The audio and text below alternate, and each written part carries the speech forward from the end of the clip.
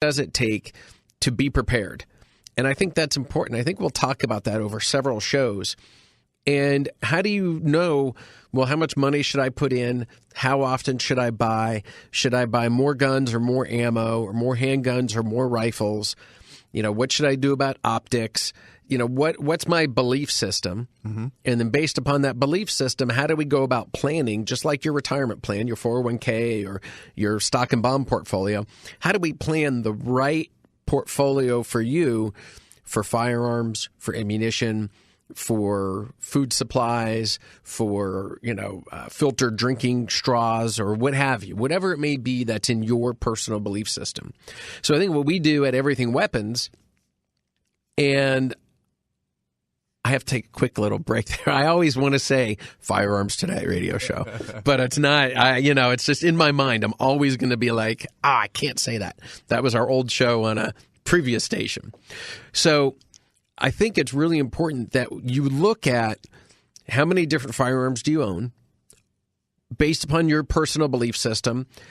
Would they be what you want? And for example, in my family, we had so many more calibers than what we needed. And I still have a bunch of calibers, and I think it's right. Just in your stock and bond portfolio, you have asset allocation. So should you with your gun portfolio. Mm-hmm. We have a lot of customers that come in and say, I only have 9mm. Well, what if there's another rush and there's no 9mm available? Yeah. What do you do? Yeah. You're stuck. You are. So I think it's important to have a few things. So in my family, we have 22 for the kids, but not really for any kind of self-defense or prepper type stuff. Then we have the 38-357. We've got 9mm, 40, 45. We have 5.56, 223. We have 300 Blackout, which, Jay, we're going to talk a lot about 300 Blackout, I hope, because we're big fans of that. And 308. Mm-hmm. I think about, and I've also got AK, so I have 7.62x39. That's my get out of jail free card. That's the car. That's the gun you keep in the car because the bullet will go through your car door into their car door and into them, where the 5.56 won't. So I think the big thing is really what is right for you and what do you think you would do? And I think one of the main strategies that I think a lot of people don't think about, does my neighbor think like I do? Do they have the same concerns that I do? Do I live in a subdivision, and how many people in that subdivision feel like I do?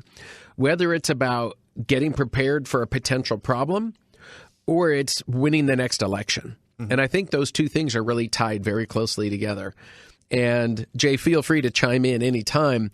But I think that when we look at our election cycles and we look at how we do as a people, I think what we've seen since the 60s is that the left, and the more often they're in the streets, and they pay people to be in the streets. But the more right, we just go to work. Mm-hmm. So conservatives go to work, Republicans go to work, and the left goes into the streets. So the visibility of the anger level is seen much more on the left than it is the right. And what we've seen is the left is never happy and satisfied, and individually, conservatives are more happy as people than people on the left, communists, socialists, whatever you want to call them. So I think because they always have a cause of destruction, right? Something's always unfair. Yeah. And they always have to beat and win that unfairness. So no matter what progress they make, they're still unhappy about something. It's never okay. So I think in winning this next election, we have to not be complacent as a people anymore. I think we need to turn around and form concentrations. We need to know our neighbors. We need to know the people in our subdivisions. And if we're not in a subdivision, on our street, on our block, in our radius of 20 streets. So it would be similar to a subdivision if you broke it down. And how do you properly plan? Get to know those people, have conversations about the candidates that are running, form the belief system, talk to other people, expand that network. So the people, maybe there's 20 people in that group, and each of those 20 people know 100 people that they can talk to and see how those 100 people believe. So now we're into the thousands of people that we can affect and talk to about getting to the polls.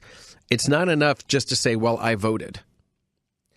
It has to be an incredibly informed vote, because the Republican Party, the big government rhino Republicans that are not really feeling the way a Ronald Reagan feels, even though they claim Ronald Reagan to win the election. Mm-hmm. And we've seen it with our senators and congressmen here. Oh, yeah. Right? I mean, Corker, come on. Yeah. Give me a break. Right? I mean, the epitome of what not to do as an elected official. Yeah. Right? Yeah. He claims to be a conservative, and he's a Republican. And we need to really force that difference of opinion and not allow non-conservatives to claim being conservative. Mm-hmm. And we need to call them out on it. Oh, yeah. So, anyway, enough of my ranting. I'll do a little bit of rant every show and kind of get into that feeling. There is a book I think that the people that listen to this show should be reading. It's called Battlefield America by John Whitehead. He's a constitutional attorney, and it's really about the loss of freedom that we as American citizens are going to go through. And he feels, in an interview that I heard on another radio station, that he was saying the United States is like 1935, 36, 37 Nazi Germany. So we're heading into a commercial right now, and when we get back, we're going to dive deep into guerrilla ammunition and the amazing things that this company is doing. So Jay and Dalen and myself will see you right after the commercial break. Thanks a lot, and we'll see you in 5 or less.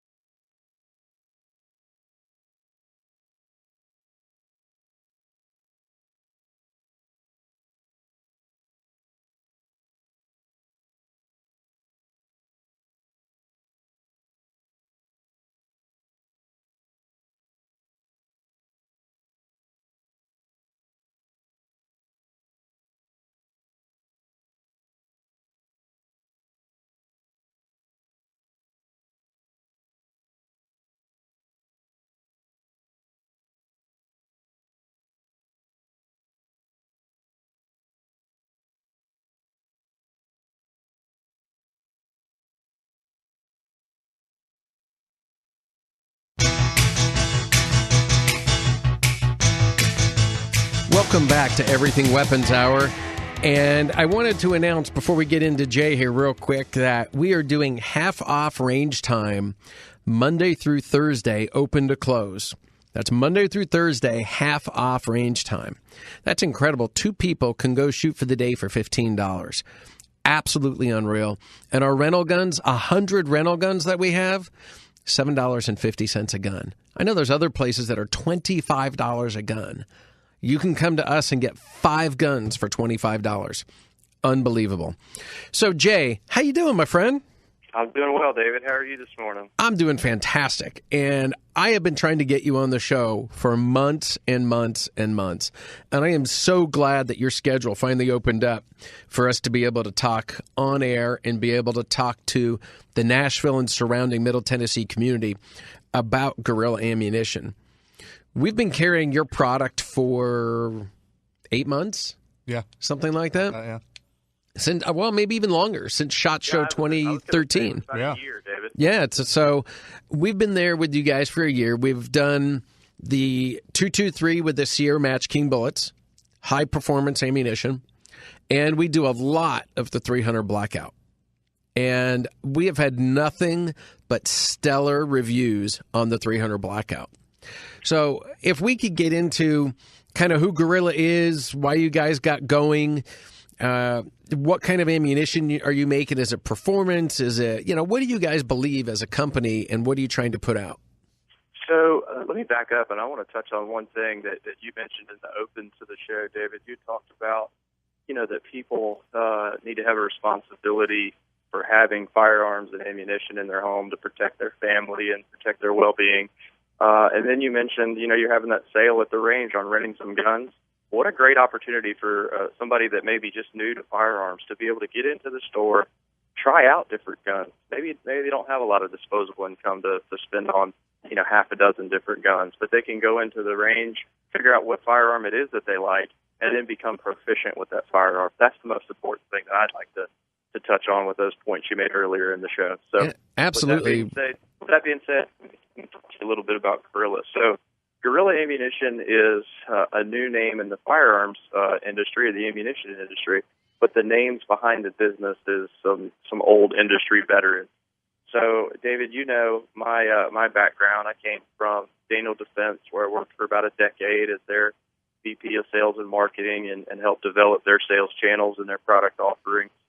And then about a year and a half, I wanted to make a change and do something a little different. So I had a couple buddies that I got into the ammunition business about 4 or 5 years ago, and they were kind of struggling, man. We have another brand called PCP Ammunition, where we make polymer case ammunition, and we'll touch in on that later. But they needed some help generating some revenue and figuring out how to monetize some capital equipment purchases that they had made. So it was just perfect timing. I came on board. Why aren't we making brass case ammunition? We've got this incredible machinery that can make, hand loader quality ammunition, but at factory ammunition prices. I see a business model here that makes sense, guys, and we can do a service, because I think there's a gap in the marketplace for ammunition that does what we do. Yeah, there's bigger names in Hornady and Sierra, Hornady and Black Hills, but there's not, I wouldn't call us a boutique manufacturer, because we're doing several million rounds of ammunition a year, but the quality is hand loader quality ammunition that can serve you well in match competition or in home defense or hunting. So it's been real fun to be a part of something smaller and more entrepreneurial than what I was doing before, and I'm enjoying the heck out of it. I just think it's fantastic. I mean, we've had a really good experience with bringing in people that are new to 300 Blackout, especially, converting them and explaining to them the benefits of 300 Blackout. And I'd love to hear your perspective on 300 Blackout, because I know that the people that listen to us from our old show and this show have all heard how much I love 300 Blackout. And again, I'll say, because you and I haven't talked about it on air about it, I use 300 Blackout as an in-home defense round. So what I do is I shoot a lot of my 5.56, 223 ammunition as practice rounds, because it's much less expensive to shoot. Then I use my 10.5-inch SBR with a can on it for in-home defense, because I've got 2 little kids and I can't yell out, hey, there's a bad guy in the house, put on your hearing protection. And so I don't want to use a shotgun or any type of loud a loud bang going off in my house because that sound has nowhere to go except hit the walls and fall back onto itself. We call folding over on itself. And so I love the 300 Blackout Subsonic as an in-home defense round with the suppressor. Talk to me about your feelings of the 300 Blackout round and why you guys got into it. So we got into it because I have had a long history with the 300 Blackout round. I would call myself friends with Kevin Brittingham and Robert Silvers, formerly of AAC, when they came up with that round, and was involved in, I wouldn't say involved in the development, but talked to the guys about what they were doing and what their design intent was with the product. And the biggest benefit to me, you hit the nail on the head, that it's a caliber that is optimized to be suppressed. I mean, it was developed by a suppressor manufacturing company, so of course it's going to be a product that does well when you attach a sound suppressor to the firearm. To me, the bigger benefit is having a 30 cal projectile, so that you get that terminal performance of almost 7.62 type engagements. The thing about 7.62 is it's a great round, but it's a big gun that you have to put a 7.62 round into, and it has much more benefit at greater distances. But like you said, 300 Blackout's a good home defense round. I won't pretend that I know exactly where all engagements happen, but most engagements with a bad guy don't happen at 400 meters. You shoot a guy at 400 meters, it's going to be tough to justify that one in court, right? But exactly. If you shoot a guy at 7 yards in your bedroom at dark at nighttime, that's an easily justified shooting. And the round, having a 30 cal projectile of 200 grains or 220 grains is going to do enough to stop him, no matter how intent he is on doing you harm.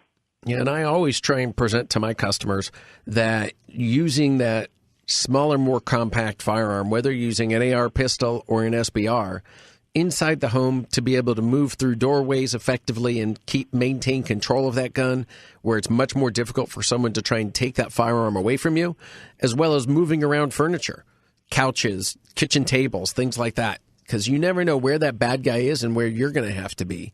And so giving yourself that maximum ability to have a shorter overall firearm, even with a can on there, and making sure you get a good quality can is beyond important.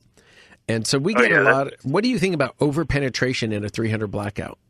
It is a slower round when you're using the subsonic. It is, and I don't know enough about the penetration in drywall to be able to comment on that intelligently, but I would think that you wouldn't have as much issues as you would with obviously a lighter projectile moving at almost 1,000 feet per second or 2,000 feet per second faster, like you would in a 223. Hey, I want to back up and touch on, you said having a smaller firearm is hugely important inside of a home. I mean, you remember we look at the trends of the 80s and 90s where a lot of law enforcement officers moved to basically shoulder fire pistols like the MP5 and UMP45, where they're shooting pistol caliber rounds out of a firearm that they attached a buttstock to, basically. I mean, they were engineered systems from the ground up, but they identified the benefits of having a shorter firearm inside of confined spaces and addressed that by sacrificing to have a pistol caliber, basically. So now we're seeing a trend back to a rifle, centerfire rifle cartridge, but in a firearm that fits a similar dimensional profile. I mean, if you look at a 300 Blackout with a 7-inch barrel and a can on it and a collapsible buttstock, it's nearly the same size, if not smaller, than an MP5 SD, which used to be, kind of the golden ticket for law enforcement or confined space engagements. And now you're putting a 30 caliber bullet in there instead of a 9mm bullet. So you're getting a lot more power to knock down that person. Because what we look at a lot is when you watch all the different, TV shows that are out there, whether it's a Cops or that old William Shatner, one of the first TV shows that were not scripted. I don't remember what we're calling them. All of a sudden, I'm losing. But the show, you see the guy who gets shot with a pistol caliber. He walks into an ER on his own 2 feet, and he walks out on his own 2 feet the same night. Mm-hmm. How many times do you see a person walk themselves into an ER that have been shot with a rifle round? I don't think I've never seen it. Yeah. Hey, I just got shot by a 308. Can you come help me? My head got blown off. You know what I mean? So the ability to have that individual consumer, that citizen in the United States, be able to protect their home with a rifle round and, like you were saying, shoot out of something the size of an MP5, I think is a huge, huge self-defense benefit. In being able to shoot that suppressed, since suppressors are illegal in 39 states, I think is just absolutely fantastic. It is. So, well, and you talked about something else before that a lot of people practice with their AR because it's a less expensive, or an AR chambered in 223 or 5.56. It's a lot less expensive to train. And I think we touched on this in the opening. Most important to be proficient with whatever firearm that you choose, but the ergonomics of a 5.56 firearm or a 300 blackout firearm in an AR pattern are exactly the same. So you can go to the range and shoot 1,000 rounds that day, for a couple $100, and then go home and have an upper receiver configured very similarly to your training gun, and have a firearm that's well suited for self-defense. and going to that, I'm going to change gears just a tad. We've been buying a lot of 22 revolvers. Well, we'll get into this after the commercial. When we get back, we're going to talk about new shooters and how to take what we've been talking about and use it for your own strategy. Jay, hang on. We'll be back after the commercial.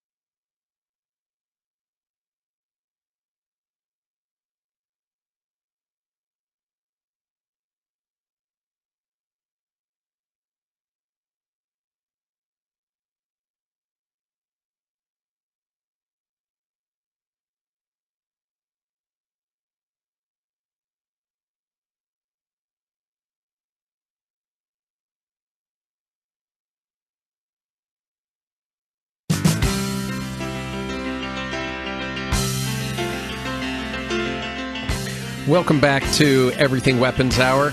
I wanted to follow up and make sure before we got onto the topic again that we give out our phone number for anyone who wants to call and talk to Jay about guerrilla ammunition, 615-737-WLAC or 1-800-688-WLAC. And if you don't want to do the research and figure out WLAC, it's 9522. So 737-9522. Jay, one of the things that we've been doing a lot, because we have a lot of new female shooters that come in, is that we've been buying 22 and 22 Magnum Smith & Wesson revolvers, the 351C, and using that for them as a training gun, and then using the 38 Special Airweights as their purse gun. And it's that same kind of thing that we're talking about is, you know, that way the ladies can train with a lighter, easier round to shoot, because that light airweight gun is not an easy, fun gun to use. If you're going to shoot 50 or 100 rounds or 200 rounds, I wouldn't want to use that gun for that many rounds.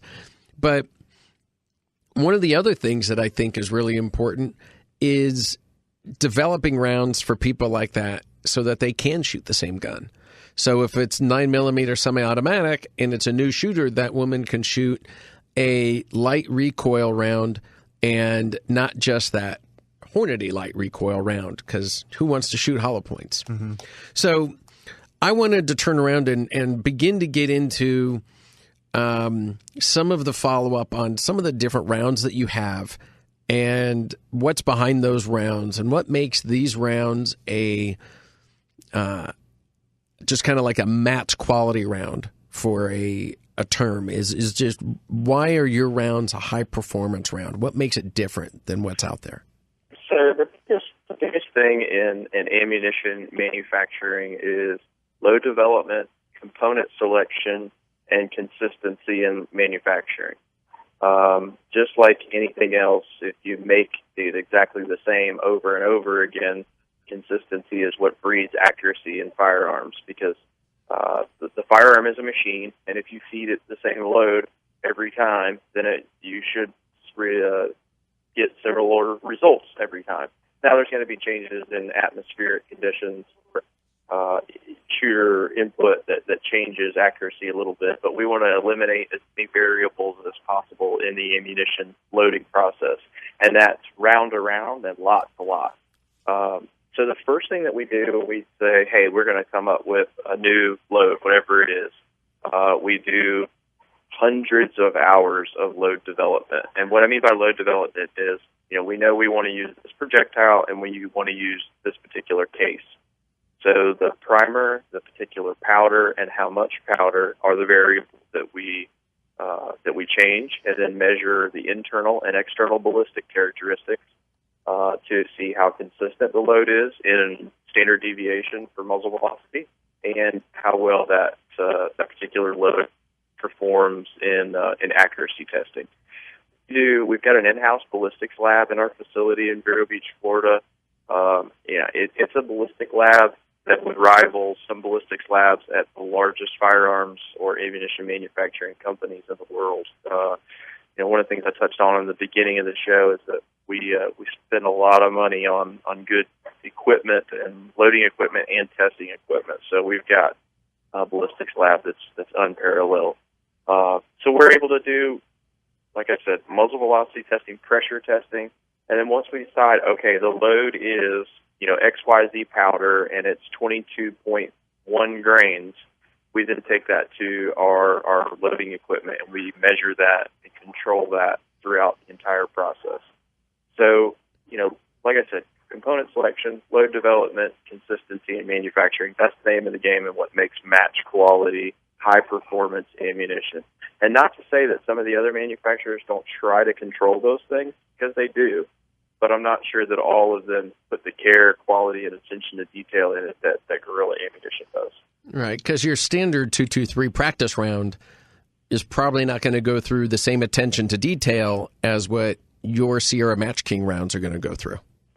They all go through a similar process, but it has to do with the amount of, or the rate of checks. So like something like a 77-grain Sierra Match King load, we might do powder check on every 300 rounds or something, or one out of every 300 rounds.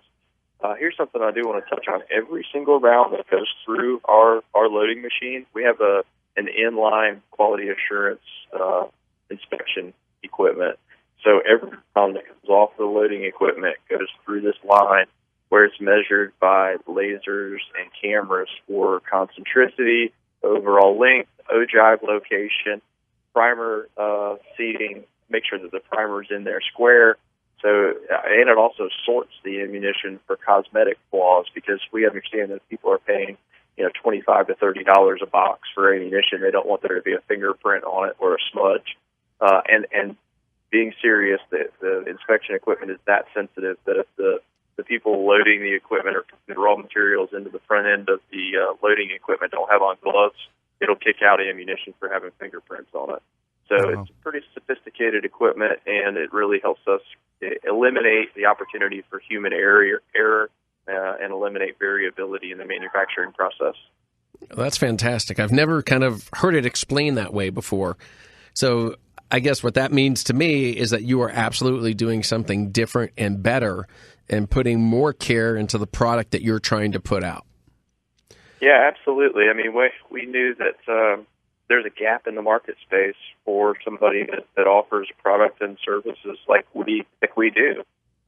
Like we touched on before, there's Hornady and Black Hills that match the ammunition, but they also make 500,000 rounds a day at those facilities, so that you can't have the controls to measure quality at every step in the manufacturing process.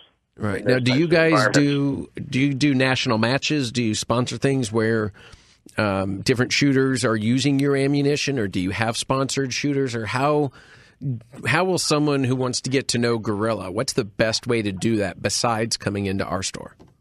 Yeah, so we do have some sponsored shooters.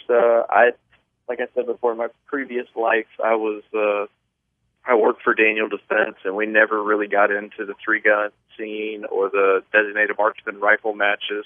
Just wasn't it wasn't part of our business model. But with this brand and this product, I identified that we needed to find some guys that could become brand ambassadors for our product and have success with our product out there in the competitive world. So in the 3-gun on the 3-Gun Nation tour, we sponsor a gentleman by the name of Nick Atkinson. He was the 11th ranked shooter in the nation last year on the 3-Gun Nation tour, and I think he's going to do even better this year.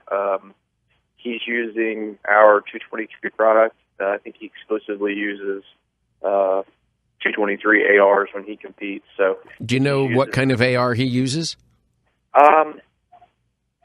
I know it has a proof research barrel, David, but I can't remember the actual make of the AR. Okay. Yeah, we'd love to find that out. We're always looking to find ways to recommend good product to our customers. I want to say precision. Facebook and some pro shooter, you'll find his Facebook page.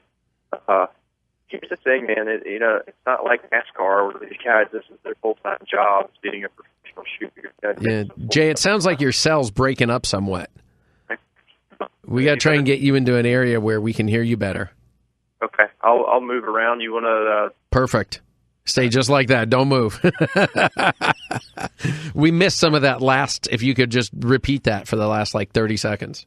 So what I'm saying is that if you want to check Nick out, Nick Atkinson is a pro shooter. You can just Google Nick Atkinson pro shooter and you'll find his Facebook page. He's a really, really good guy and somebody that we're happy to have as a brand ambassador for Gorilla Ammunition. That's fantastic. What are all the different rounds that are available through Gorilla? So right now, our focus is on modern sporting rifle ammunition, chambered in the most popular modern sporting rifle calibers, 223, 300 Blackout, and 308. Later on this year, we'll be coming out with a newer line of Gorilla ammunition, branded a little bit different, and then we'll also be coming out with a 260 Remington offer. There's a whole lot of interest in the 6.5 realm, and we're picking 260 Remington as our horse in that arena. So I think it's going to do very well. And we've got one range out here. Where are they? It's at 1,250 yards or 1,500 yards? Yeah, I think he's opening it up to almost 1,700 now. So I mean, that might be a place for you guys to come out, and maybe we can help you get a day out there and get exposure to the Nashville marketplace with those guys. Yeah, absolutely. I mean, we are digging on the 260 caliber. It's obviously a very flat shooting round and pretty heavy projectile with some good terminal performance. So we're excited about that. There's some interest from different law enforcement and military groups in that particular caliber. So we're excited to see what the future holds for it. What kind of distance is that 260 getting? I can't quote the exact distances we've done testing on the external ballistics, but I know that we've shouted out to at least 1,000 on a couple different instances. That's great. That's always great because we're looking for, we get a lot of shooters that come in. They're like 300 Win Mag, and we want to be able to shoot 1,500 yards. We want to get out and really do that long distance shooting. So anytime we can introduce them to a new idea, this is absolutely fantastic. Yeah, and the 6mm is taken off. Mm-hmm. So we also do a 308 round that we sponsor a couple different designated marksman rifle shooters, and they've had great success with our 308 product. And when we get back, Jay, let's talk about those 308 shooters, find out who they are and how our customers can look them up online. And when we get back from commercial, we'll talk again with Jay Duncan from Guerrilla Ammunition.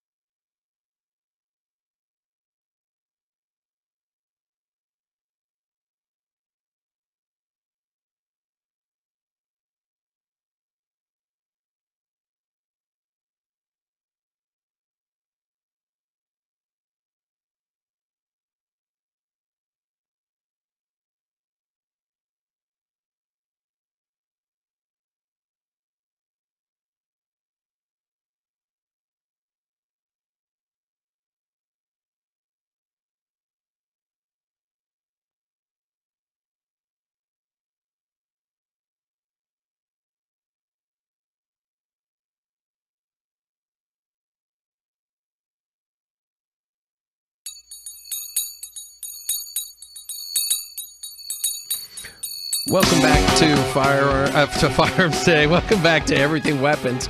Wanted to follow up. I know Jay has got to get going here in a couple minutes, but I wanted to see, Jay, who are a couple of your 308 shooters and how can people follow them? Jay? Yeah, can you hear me? Yes, sir. All right. So, the guys that shoot these 308 matches, we got three different shooters that we're working with now. One's Jack Kulata. Another gentleman is Keith Jacobson, and the last one is Jacob Reining. These guys are out there grinding it out, shooting these 308 long-range matches, and having a lot of success using guerrilla ammunition.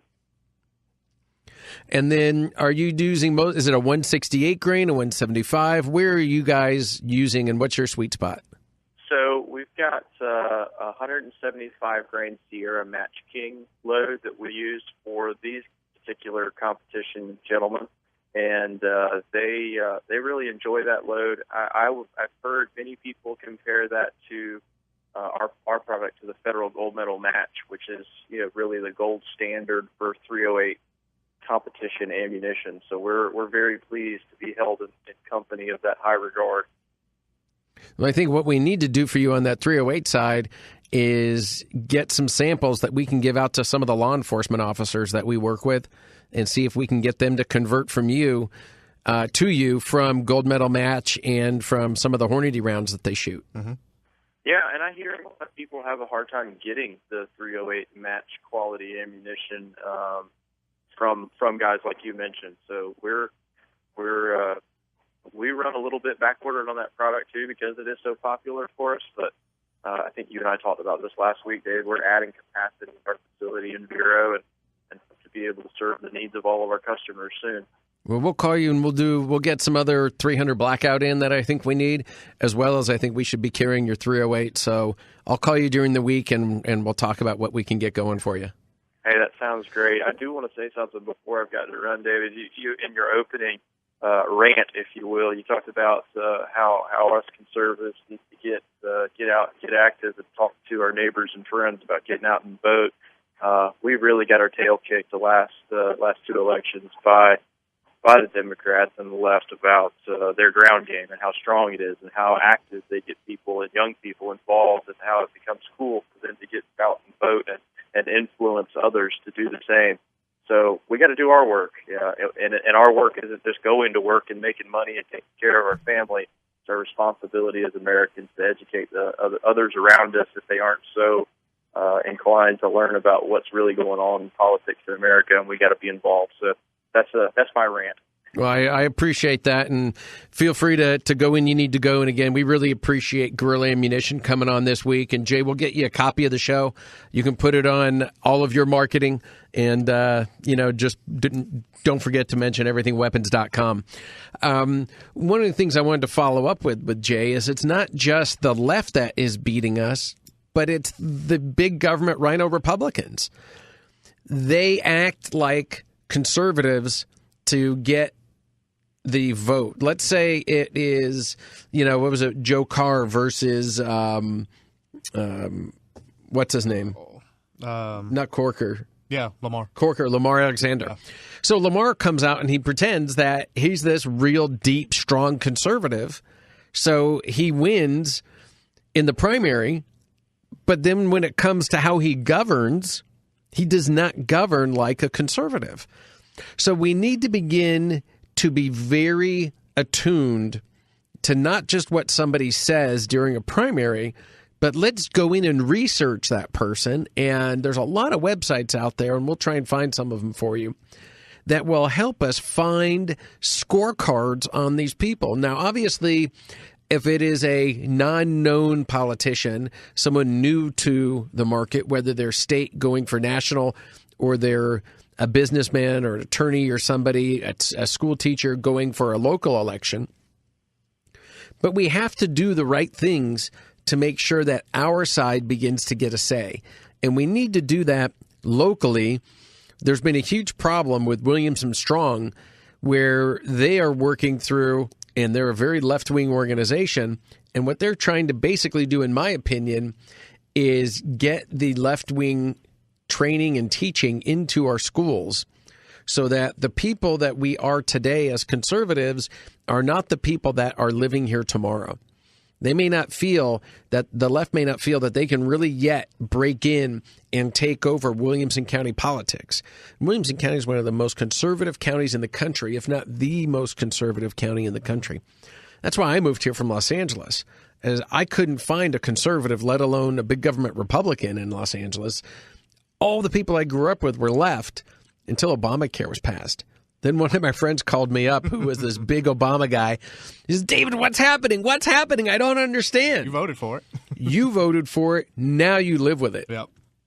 And so it's really getting that understanding of who these people are and having us, not only do we have to work and take care of our families and come home and do homework with our children and pay attention to our husbands and wives and try and have a good marriage and be good to God, whatever religion you are. My family, we're mixed. I'm Jewish. My wife is Buddhist.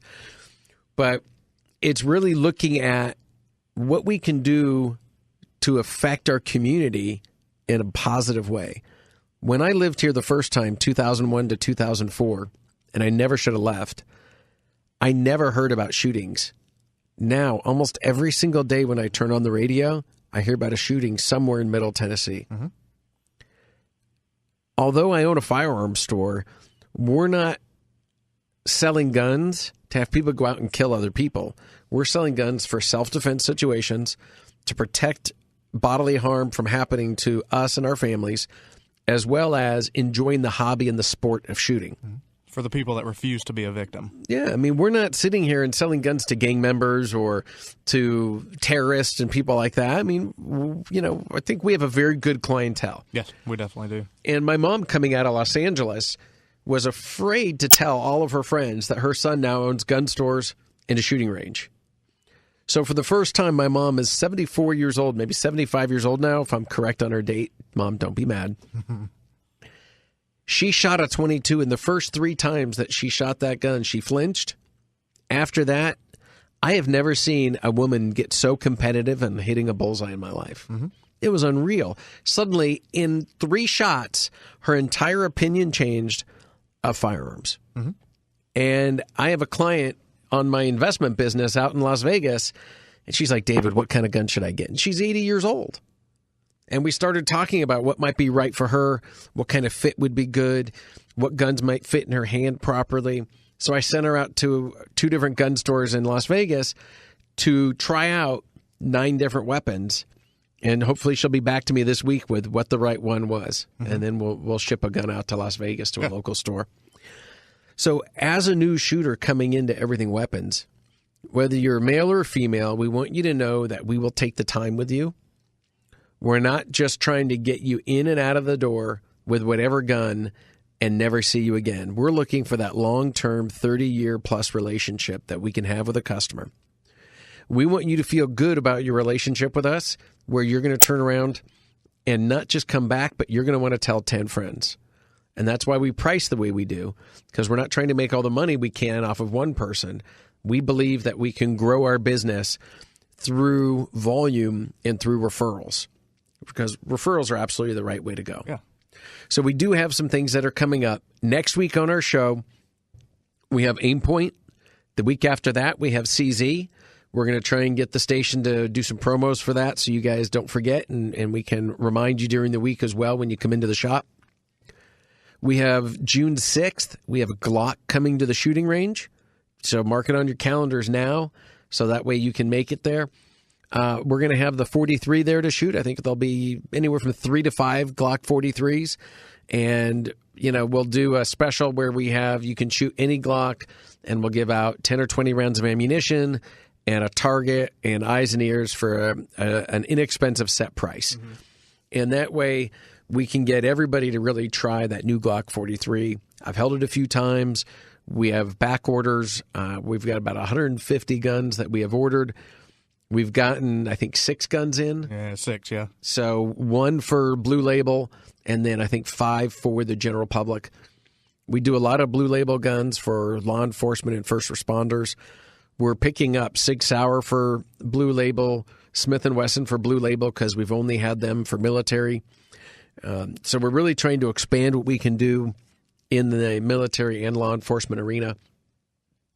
If you're a Blue Label person, please come in. We'll special order whatever gun it is that you need. Dalen, if there's anything you'd like to add. No, I mean, just adding on, you know, my first responder guys, you know, my background and everything in law enforcement, like, you know, come in, see me. We can get you taken care of. You know, we've got a lot of departments that, you know, actually have to purchase their own firearms, which is, I mean, I was very fortunate to work in a county where that wasn't the case. It's not the case across the state of Tennessee and elsewhere in the United States. So I think it's really important that we have these programs. It helps our law enforcement guys out. You know, they don't make a lot of money. You know, And I know a lot of people are anti-police and stuff like that. You see it in the news all the time. The media spins it that way. 99.9% of these guys are doing a hard job for peanuts, literally. With little or no backup. Little or no. Mm-hmm. Yeah, I mean, I've got buddies in East Tennessee that they're the only law enforcement officer on midnights for 200, 300 square miles. Yeah, how does he put a call out for help? Yeah, and he makes $8.75 an hour. He has to have a full-time job to support his full-time job. It's unbelievable. Those are the guys that we really want to help and be a part of. And I think what's important about Everything Weapons is we're a relationship-based store. We're taking my 20 years as a financial advisor and managing relationships and bringing that to the firearms world. We are not just in and out, price is everything. We really want to have that relationship with you. So if you want to have a good store with a great relationship,